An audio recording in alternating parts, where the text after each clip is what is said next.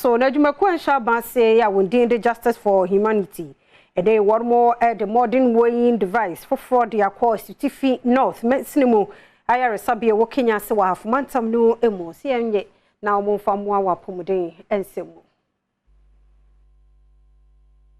Community Relations Manager ya woda Justice for Humanity ano Emmanuel Obey editor Adom Kasee nim se esanse wo ba so ye ho no mu a woni weyi machines a wode esusu emofra no eyi enti amadwumadi a wodie no entimi enkonkan esenti ena wo fato wo so se wode mfidie bi ebebre wo mu a ebetimi aboa mu ayi wadwuma no eyi ensem bi a wode tu dwa enie ani ko hunu okọ bypass ba bi omu weyi nkwala no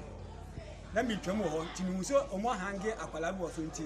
ade na omo dia hangin no etima akwala na behwe pom eti eno na ma mene mempanyimfo di ho nkobo se eniema ekoso wa ha no eti dia ne enso yebetimi aye ne de aboa ya pom den asoye no eti enam so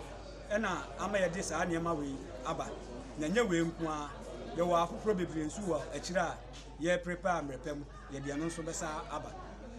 Enwechi and head of pharmacy Asutifi North District Hospital Patrick Apialabi ya wonu no gina yaresabia no anemu eje niemei edito adwumakuo yanim se wani so adoya wabeye ede ama wo mu na wo hye kwan se ebeboa pa ama matan ene emofra wo mu wa yaresabia ho no apomuden ho nsem atimi akonkan ebede kan de aseda amomu se erade asom dai pa na omadwen eye ayarefo ho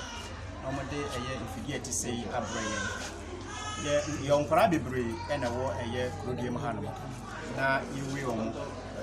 omo a yawo omo fofura papum so menye mfie no ni na omo ba yewe omo na rehu se me wo me se yeske no ye hange no wiem